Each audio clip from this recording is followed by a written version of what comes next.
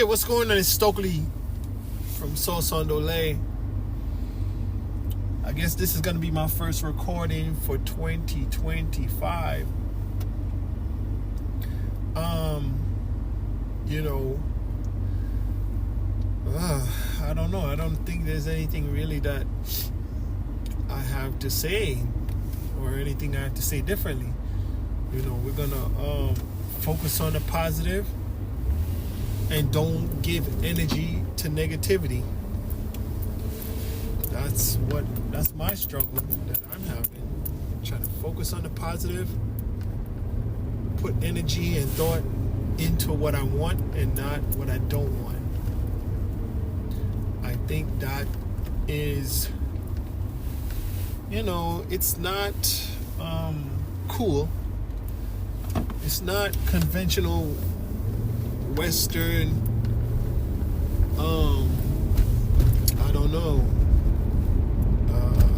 bravado, rugged individualism, opinionated, or what people would say standing up for themselves. I never really had the personality to stand up for myself anyhow. So that's just how I exist anyway. So, and it's something that made me feel inadequate and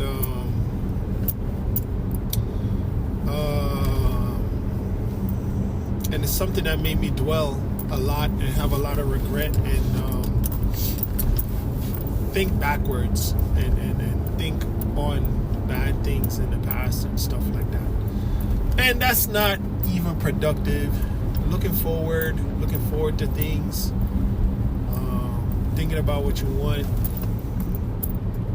that is encouraging. That drives you. I think that keeps you preserved somewhat. That encourages self-preservation.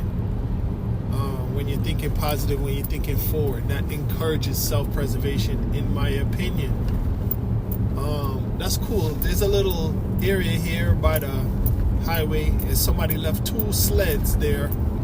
I guess they left them there for kids to play with. Very nice, very considerate.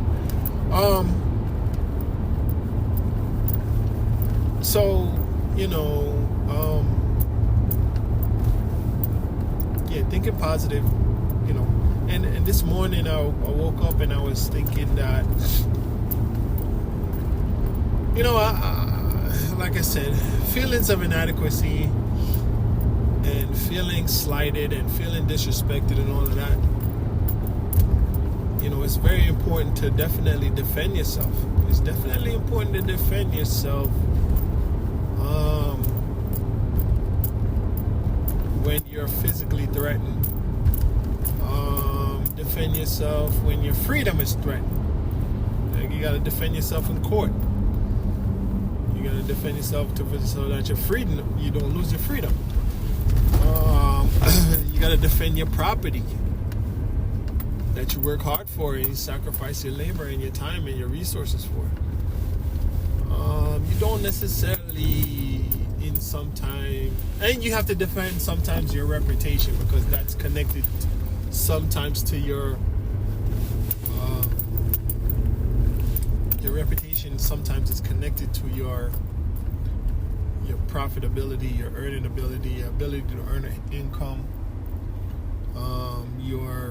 your connections with your network, your connections and your relationships with your network. But sometimes you don't have to defend yourself when someone just, I guess, attacks your ego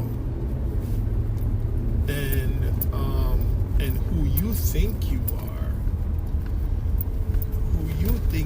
When they say, when they attacking you and saying, oh, you think you that. That person is trying to insult you, trying to offend you a lot of times, many times, and or whatever.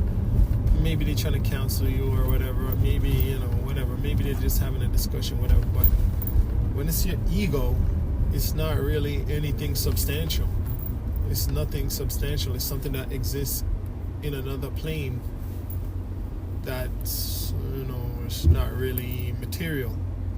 in the material, and it doesn't exist, and your ego don't really exist. It manifests itself in the material world because if your ego, you know, you can hurt somebody's ego and they'll take your life. You know what I'm saying?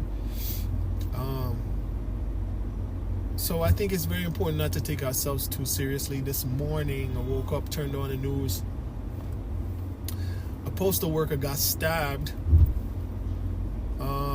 over an argument people were having about waiting in line. They were waiting in line for something, and there was an argument that ensued as a result of that, and somebody stabbed and killed that postal worker.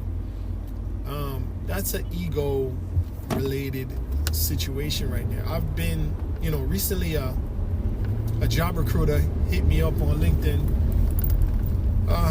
offering asking me to interview for a job, or asking me to apply to a job with them. Yeah. So I said, you know, and the position was as an inspector, and basically I would have had to be an authority figure that, you know, holds other people accountable and monitors and whatever, you know, basically oversee and monitor and basically manage, kind of, not really manage, but mostly just be an inspector, right? Hold other people accountable and stuff like that. And, you know, it took me, it kind of, I wouldn't say it triggered me, but it took me back to a time when I used to take the bus a lot to go to school. And I would be waiting online for, I don't know, 30 minutes, 45 minutes, an hour. Waiting, and then I'm coming up the line. The line is long. The line probably got, I don't know, 20 people on it, 30 people on it. But when it's my time to get in the bus, someone, they would just come from out of nowhere and just skip me. And this happened on multiple occasions. So, you know, I took it. I understood it. I'm not even going to say take it. I understood it as they viewed me as weak. They viewed me as someone that was not deserving of respect, someone who that they did not feel that there would be any accountability or consequences to their skipping me, right? And I responded to the recruiter, because I'm weird. I said, you know, I don't think this role would be ideal for me, because I'm the kind of person that people skip on the line to the bus and I allow them to do it. So I just let out my trauma. I don't even call it trauma because that's not a big deal. I let out my trauma onto this recruiter. But anyhow, it was, that's just my ego. I didn't lose any money. They didn't put their hands on me. They didn't take my property. They just insulted my ego. They disrespected me in a way that was, what I could say is, I didn't lose anything. You know, and some, you know, and this is, they did it blatantly disrespectful. This is Queens, New York, America. I know exactly what they were doing. Now let's juxtapose that though.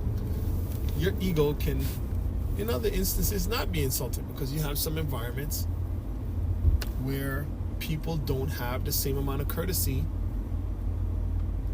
regarding even personal space or respecting others in other demographics, in other cultures, in other countries, you know. But I know exactly what the nuances of my specific demographic, location, culture are. Anyhow, not talking about bad things, because we don't want to focus on bad things. But a gentleman boomed a Tesla truck in front of a Trump hotel or building somewhere. I think it was in Texas or something. And looking at the news this morning, it said the reason why he did the boom was because his wife had left him after she had accused him of infidelity. So here we see, and he had self-deleted right before he boomed the Tesla truck which he rented. So,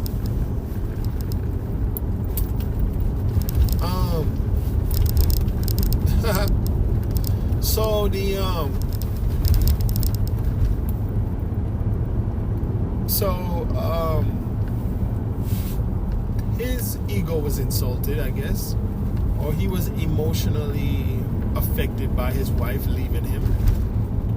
And this is what they are alleging. That's the motivation, because one of the first reports I read, it said that his wife had lost contact with him before that happened. Now they're saying she left him because of accusations of infidelity. Now, if she legitimately thought that he was committing adultery, I guess, that was an insult to her ego, because she didn't really lose anything. She didn't lose any property. She didn't lose her life. She didn't lose any resources. She didn't get hurt. She didn't get physically harmed. Her property wasn't taken. Nothing happened to her if he did conduct extramarital coitus. Okay, anyhow, her ego was hurt. So she decided that that's not something that she can tolerate or accept. So she left that situation. He, in turn, felt like his ego was hurt, I guess. Or his emotions were hurt, whatever, ego, right? And he felt that now he's going to take it out on the rest of the world. I mean, this is all speculation. I guess we can't really determine his real train of thought because he's not here anymore, and we can't determine his real train of thought because people lie anyway. So who knows? You know, if he survived, we don't know if he would have what he would have said. But he felt hurt, and he took his ego and his hurt, and he wanted to export it to everybody else and hurt other people. And he rented a vehicle, filled it with fireworks or whatever he did, took his own life, and set off the explosion that resulted in the boom boom in front of Trump's building. Now, whether it's my little trivial disrespect that I felt, or the bruise to my ego that I felt when people were skipping me on the line, or the multitude of other microaggression or insults that I've dwelled on, or the man getting skipped on the line and resulting in the postal worker getting deleted, or the man's wife leaving him and he feels like, however he feels about it. Like I said, 48% of self-deletions are due to relationship problems. So that's why I believe that people should stay away from each other for the most part. But he felt, I guess, that separation was something that he could not endure. He didn't see another way out of it. He didn't see the other side of it. He didn't see his way out of it, right? He took it very seriously. He took it very much to heart. He felt like it was the end of the world. And I'm not trivializing it. But he felt like it was the end of the world, even though you and I, we're still here. The world is still going on. I made some soup last night, and I'm gonna have some of it for lunch today, and I have some work to do, and then I'm gonna probably try to play a few video games when I get home with my son later on. But guess what? He's not here anymore. If he really let go of that negative thought, let go of the rumination, let go of the ego, he would be here with us right now. He would be here with us right now doing something. Even if he was still thinking bad thoughts, even he was still sad about his wife leaving him or whatever he was, or his ego was bruised, whatever it was, he took it, his ego tricked him into believing that it was the end all and be all of his existence. And now, not only that the world deserved to suffer and be punished because of what he was going through. So it not only manifested past the destruction of him, it could have potentially destroyed other people, but thankfully nobody was hurt. Aside from him. So he's not here anymore, and life is still going on. Life goes on with or without you, right? But it's better to be alive. Even if you're sick, you can get well. And if you can't get well, you can endure. But stick around, because you never know. I'm going to be trivial and low vibration right now. There's a lot of men that perished before Viagra came out. There's a lot of people that perished before doctors started washing their hands. There's a lot of people that perished before these weight loss drugs came out. There's a lot of people that perished before bariatric surgery came out. There's a lot of people that perished before the screwing of your spine together came out. There's a lot of people that perished before OxyContin and all these powerful painkillers came out. There's a lot of people that perished before organ transplantation came out. There's a lot of people that, and what I mean when I'm saying that is a lot of people that self-deleted before the technology came about to save them from the suffering and the pain. So if you're suffering or you're going through it, just stick around as long as you can. Stick around as long as you can, and maybe the solution will come. Maybe the solution will be developed. And if you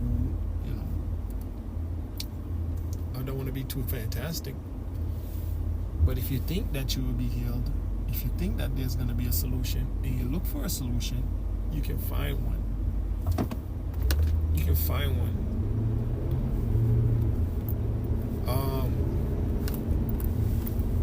Anyhow, but like I said, I woke up this morning and I was thinking, can't take yourself too seriously.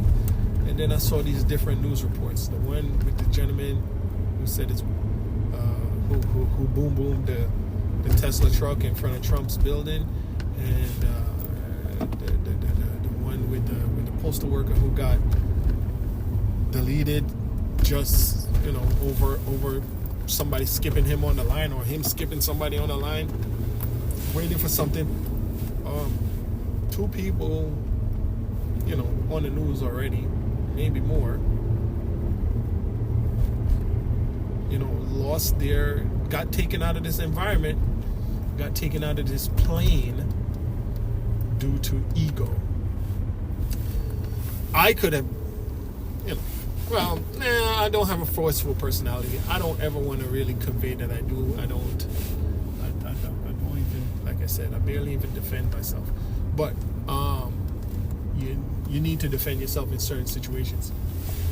But in certain situations, you do not. And our cultural nuances, our social constructs, sometimes are going to trigger us to take slight with things that don't necessarily need to be an offense. So what I'm really saying, and I'm at my destination now, is don't take yourself too serious when it comes to an ego-related attack. Is someone attacking you physically? Defend yourself. Is someone attacking or threatening your income? You might have to defend yourself. Is someone attacking or threatening your health or your family or your reputation or your freedom? Then you have to defend yourself appropriately, not necessarily violence with violence. Legally, verbally, whatever, reputational wise, with evidence, keep all your emails, whatever you want to do. you gotta defend. You have to defend yourself. Now, it's hard to sometimes to determine based on, don't send that nasty email. They're insulting your intelligence. They're insulting your persona or whatever the case may be. But it's not actually an assault. So you don't have to hurt anybody. Like I said, 48% of self-deletions are due to relationship problems. Relationship problems are about possession and egocentrism, in my opinion. So the only thing you gotta do is open your hand and let go. I was listening to an insensitive, I don't know even what to call it, an insensitive motivational speaker, I guess, online. And one thing he said, which of course is not absolute and not fully encompassing the complexities of animal behavior, but he said the mouse wouldn't get caught in a trap if he wasn't chasing the cheese. Now that's a ridiculous statement, but somewhat. I mean, it makes sense, yes, but my perspective is that the mouse didn't know that the cheese was on a trap. The mouse did not see the technology and look at the thing and analyze it and say, well, this thing, when I pick this up, this thing is going to snap and this thing is going to hit me. No, the mouse cannot do that. So his example was lacking what I understood what he was saying. But guess what? I'm off tangent. I don't even know what I was saying.